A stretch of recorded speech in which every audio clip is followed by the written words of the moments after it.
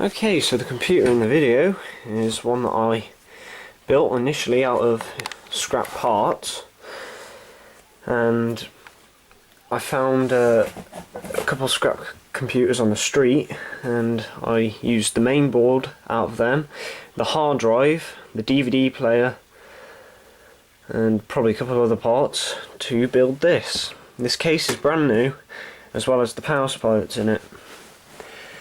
No, I didn't have a use for this computer.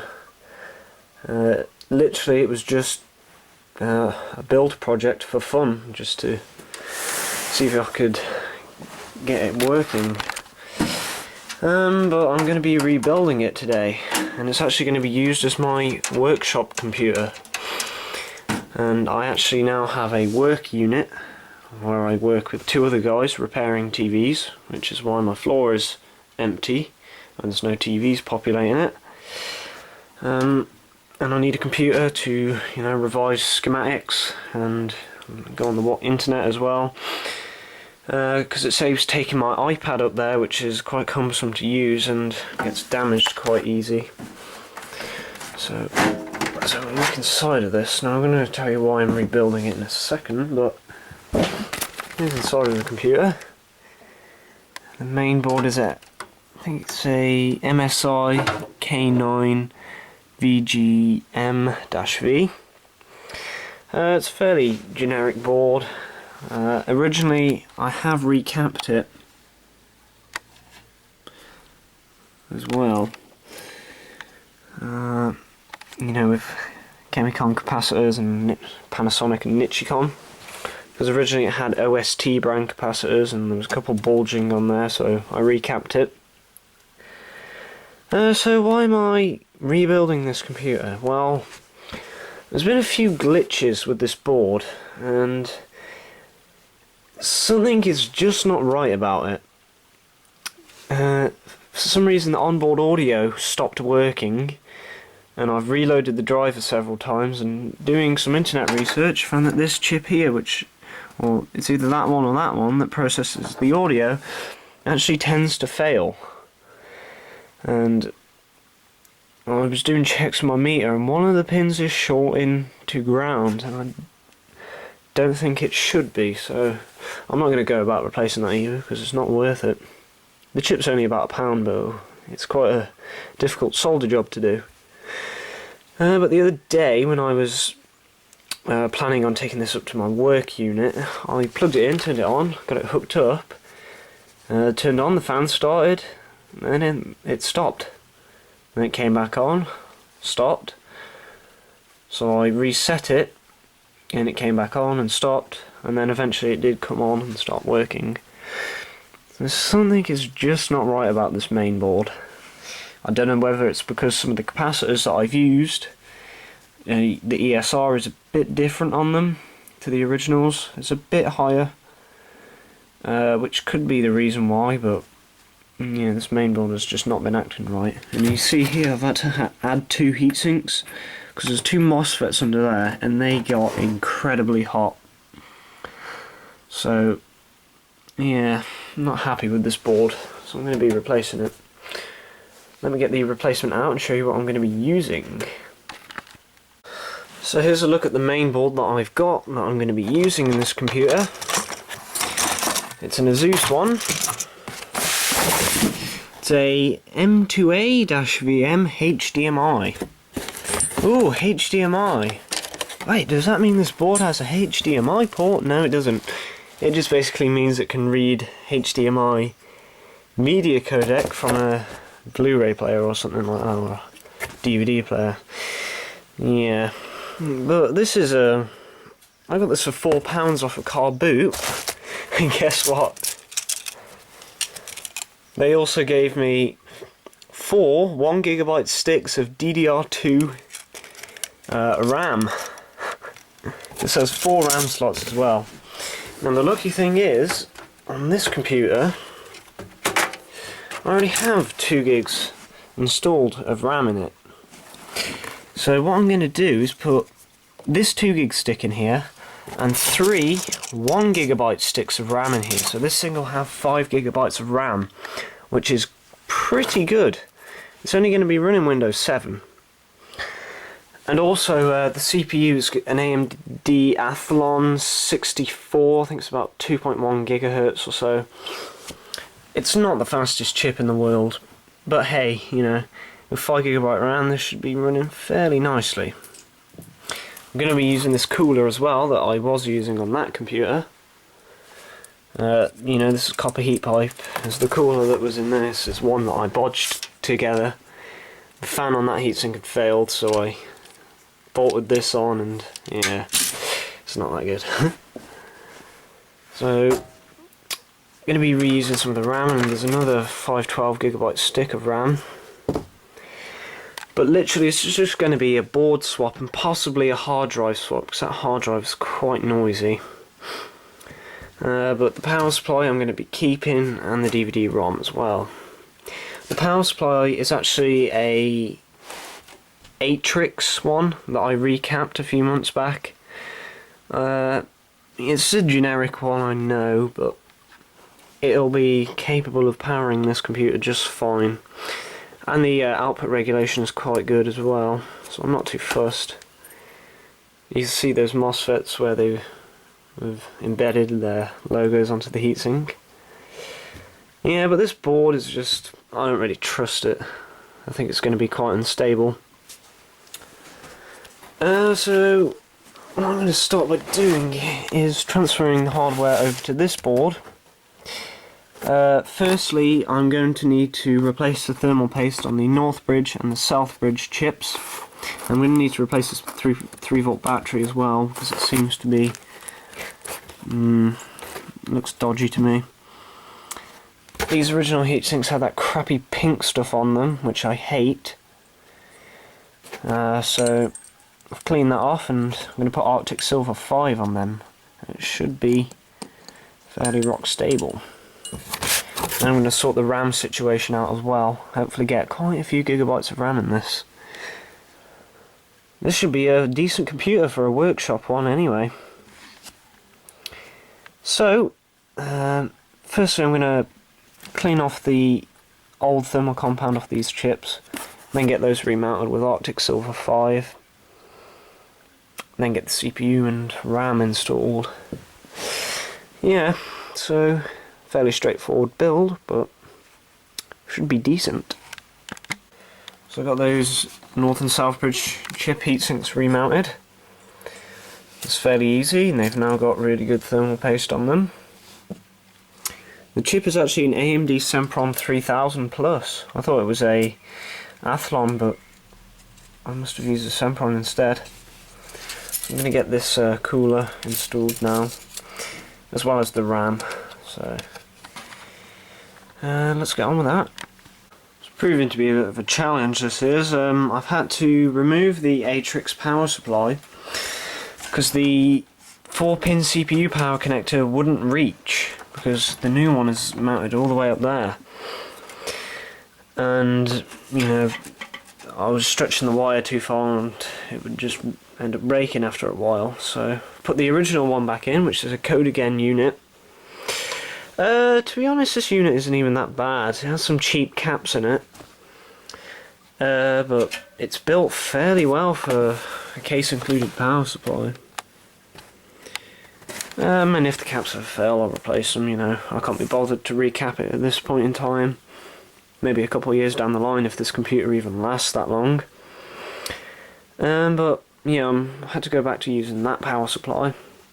It's had no use on it anyway, so hopefully I can, no more annoying things come up like that. I'm also going to be using this 250GB Seagate Momentum, or Momentus hard drive, in place of that 7200 RPM. I think it's either a Hitachi or something generic hard drive anyway. So let me finish building this computer. So I'm just wiring this up now. I thought I'd give it a quick test, and I powered it on temporarily and the fan kept spinning, and I was like, oh, something's wrong. So I hooked it up to the monitor and it works. How much RAM are we getting? 5 whole gigabytes of RAM. Ha! Excellent. That is sweet. It is a AMD Sempron 3000 Plus processor. This is going to be a neat little computer, I think, for a workshop anyway. Power supply. The noisiest fan at the minute is the CPU fan, but the power supply will be the noisiest fan. I have removed the grill off the power supply fan as well, to help quiet it down. But yeah, that's awesome as well. This will be the monitor that I'll be using with this computer as well, because it has built-in speakers, and I don't want to have to buy separate speakers to little clog up my workbench. Just got a generic AC adapter on there as well, just a Chai brand AC adapter, which is actually made by Vestel. Luckily I recapped it. But yeah, sweet.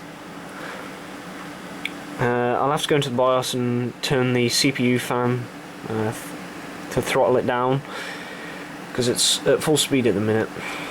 So yeah, but happy so far.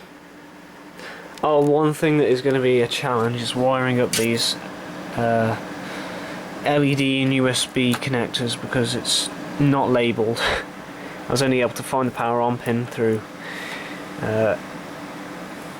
guessing, really. So anyway, I'm going to continue on. Well, with the help of my digital multimeter, I was able to find out which pins were which. Got them all wired correctly. To find the power LED, I just had to check which one of the pins had constant voltage. And it ended up being the top two. And then the bottom one, the hard drive LED, voltage only came to that when I turned the computer on, which, when you turn it on, the hard drive LED flashes, and then the voltage goes away. So I was able to determine that that was the hard drive LED pinout. So yeah, found out the front panel connectors.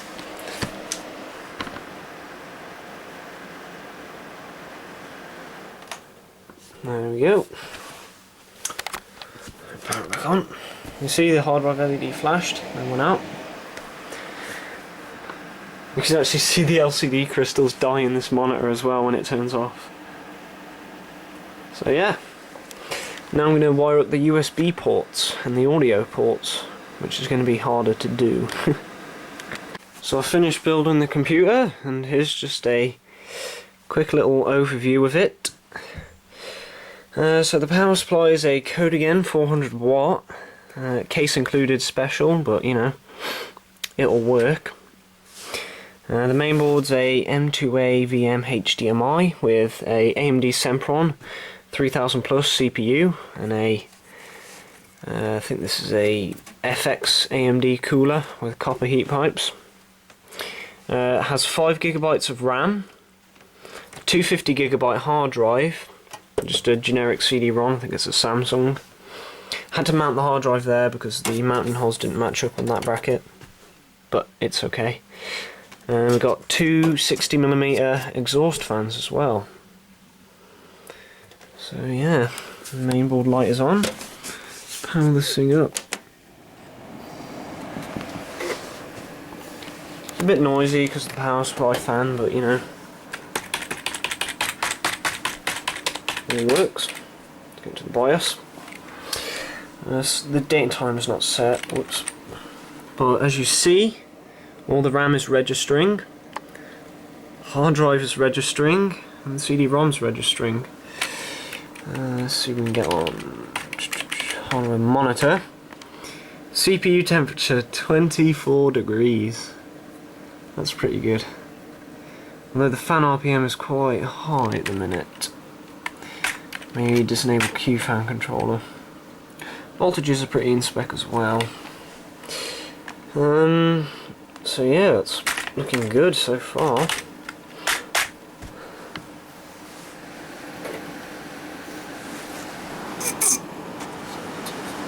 And I might have put that fan up to full speed for some reason. This monitor doesn't like the PC being reset either. For some reason, probably because it's a generic monitor.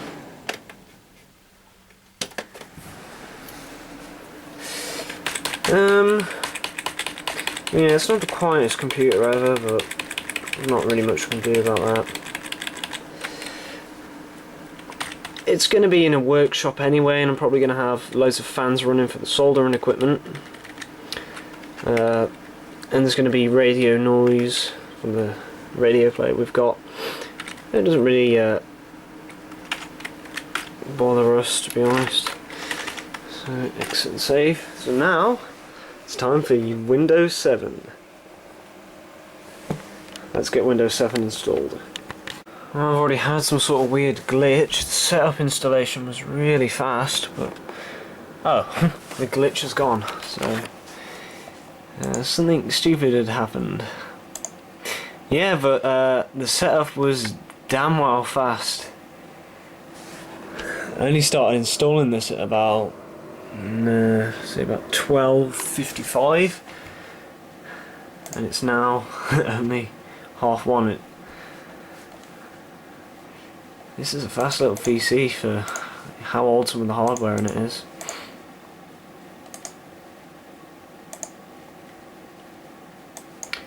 So now I've got to get the product activation done. Of course I'm using genuine Windows for this, so I'm going to type in my product key and get it all activated, then do the system rating analysis. Been working good so far though. Okay, so the build is pretty much done. Got all Windows on. It gets a 2.0 on the graphics side, but the RAM 4.6, hard drive 5.7. It's a fairly fast computer, to be honest with you. But there's one thing that's peeing me off about it. That's how noisy the power supply fan is. So I'm going to open the power supply up and change the fan, and there is a bit of an issue with the log in and log out screen. It seems to go all glitched because of the change in the resolution. This monitor just can't cope with it for some reason, but yeah, I want to get rid of that, or at least step down the voltage going to that fan, because it's just too noisy. And when I'm revising schematics or, you know, whatever I'm doing, it's going to be distracting. So I'm going to get the cover of the power supply off and slow down the fan. So here is inside of this power supply. It is generic, yes, but you know, if it ever fails I can just replace it or repair it. It's so I'm going to go over how it's designed. So we have an IC connector on a separate board with a X cap and a filter. And then we go for a fuse, an NTC, another X cap, two Y caps, another line filter, and we have 4 diodes in bridge rectifier configuration. Not very efficient, yes, but it doesn't really matter because we don't have to pay the bill on the unit that we rent, the electricity bill. And there is no PFC on this. It actually just lies on the cover. It's not that cover, it's the other one. There's no PFC in this at all, but you know, it doesn't matter. We have two 470 microfarad 200 volt caps. They're probably only 330s, but you know. And it is a 2 transistor design for the 5 volt standby rail. You know, I would prefer if it was an IC design, which is actually, the IC is just basically a little switching mode power supply in itself, which is able to switch the voltage and then send it through the transformer, rather than having a separate transistor do it. But yeah, it's okay. There's the output diodes as well. I think there's 20 amp devices along all of them, but I'm not too sure. And the output caps are HEC and yeah, Junfu. And their fan is actually just soldered directly to the board. So I'm going to give this a few minutes to discharge the filter caps because I've only just unplugged it. And what I'm going to do is I'm going to make this, the original fan, a 7 volt fan. And what I'm going to do is literally cut the wires on it and splice it into the ground connector into a 3.3 volt section, which will actually make this into a 7 volt fan. So it should be a little quieter whilst moving a good amount of air still. Yeah, but this power supply isn't the best. But oh well. I'm going to do that now. Ah, isn't that a load better? Fan still moves a good amount of air and it's actually quiet. I've just electric taped all the wires together. Can barely hear this computer now, which is a good thing. So I'm going to seal up the power supply and again redo all those connectors and hopefully call this one case closed. So let me finish up this computer. Been using this computer for a while now, just getting it all set up and left it on running. As you can hear, it's a load quieter with the power supply fan throttled down. And it isn't even warm either, which is a good thing. I've attempted to make an I/O shield, just use some aluminium tape and just built a little I/O shield just to stop any dirt or anything getting sucked in. So yeah, I'm gonna put the top cover on and call this case closed. It's just been a workshop PC build, and the next time you'll see this it'll be set up in my workshop and on and running. So yeah, thanks for watching. Hope you enjoyed, and see you in the next one. Well, that entire build video is pretty much down the drain now, because that PC isn't even going to be used as a workshop PC anymore. And the reason is because I sold it to my cousin. It was quite a fast little machine, and he was after one, and he was looking into buying one for like £100 that was second hand, and it was a piece of crap. And I told him no, and I was selling that PC that you just seen the build log of for 60. So I sold that, and you know, pretty much break even, a tiny bit of profit on it. And as I sold that, I still need a workshop PC. I only sold it earlier on today. So I went in the loft and I got this out. Oh, what's this PC? It's a brand new one. If any of you used to watch my old videos, I used to build these computers and sell them. In fact, I sold 4 other ones of these computers for £320 each. And they're fairly snappy machines, you know. This is brand new, but all the components inside are brand new. I've had it built for about 8 months, but I haven't used it a single bit. In fact, it's got less than an hour on the clock.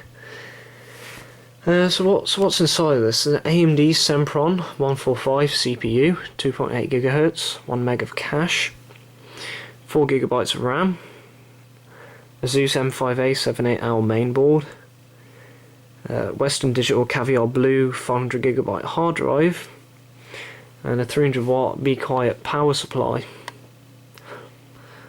So the deal was, I used to, before I repaired TVs, was build these PCs and then sell them on. And as I said, I sold 4 of them and only made about £40 profit. I have used genuine Windows. As you can see, there's the COA. So thought I'd use this as a workshop PC instead, as I haven't got a use for this at the moment. It's just sat up in the loft. And I've technically made some money by selling the other one. So there's the logo. I used to go under the name of Speedmaster Computers before GMC TVs. Now it's literally just GMC TVs, but that's my original brand name. There's the background that I made on Photoshop last year in 2014, whenever I was building this. There's a dust filter there on the back. There's a power supply, an exhaust fan, warranty sticker, and the I/O shields. These are fairly decent little PCs. And I've also got built-in audio as well, because this monitor has speakers built into it. For some reason that won't open. That's probably because of that. But yeah, going to be using this as a workshop PC instead of that other one. So I guess that's a conclusion to this video. I will eventually do a tour of the workshop, hopefully within the next week or two, when it'll all be set up and I've got all my equipment down there. I've got 3 TVs back here that needed urgently repairing, so I've got them with me, and that's just a mess down there. But hopefully I'll get my room back soon, and I'll give you a tour of the new workshop, which will be awesome. So, thanks for watching, see you in the next one.